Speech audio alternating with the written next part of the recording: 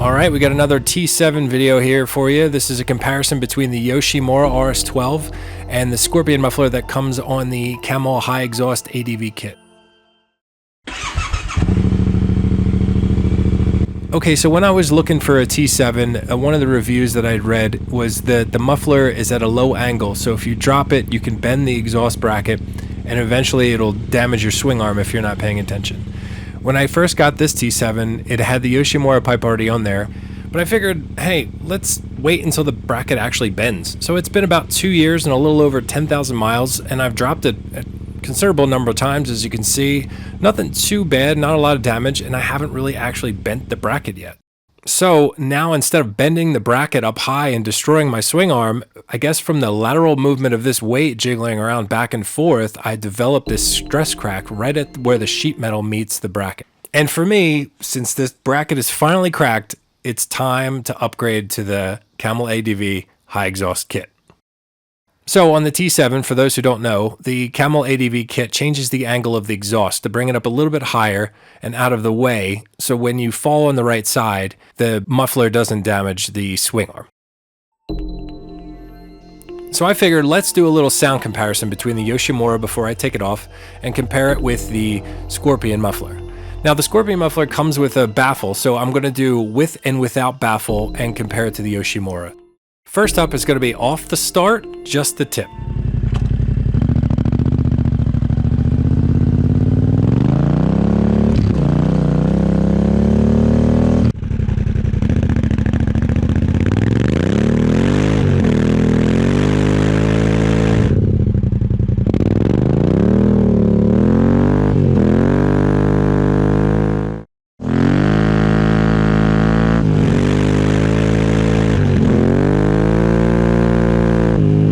Now let's see what these sound like when we let off the gas and right at the tire.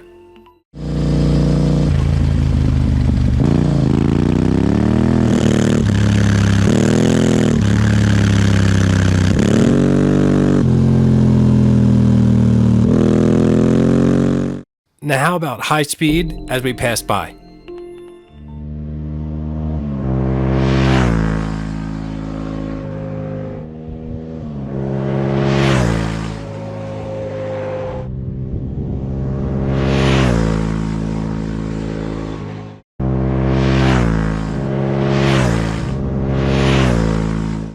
Now let's pass by up close with a couple blips at idle.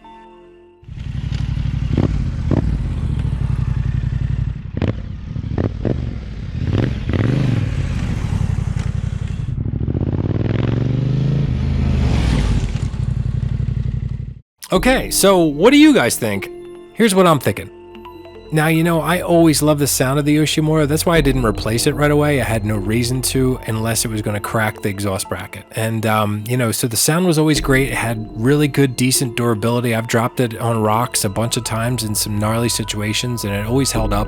It's obviously a bit bigger and heavier and hangs lower on the bike because of the stock T7 bracket.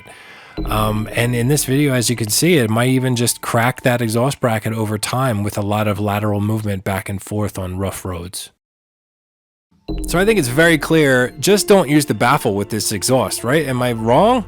I mean, it sounds real tinny when you let off the throttle. I couldn't hear a lot of that in my helmet, I will say, but having the camera right next to the muffler captures a lot of the sound that you really don't hear when you're on the bike moving. But without that baffle, I really like the sound of the Scorpion. It's got a tight mid-range sound. It's obviously in a higher position, so it's better for off-road. It's going to be more protected when I drop it. I did hear that a lot of people have melted their turn signal. It's not a problem that I'm seeing so far. Maybe I have a different type of indicator. Now, I did have some fitment issues in the way that it sets up with my rackless system and my Moscow bags. I'm going to do a separate video on that, on how to modify the rackless system, so tune in for that.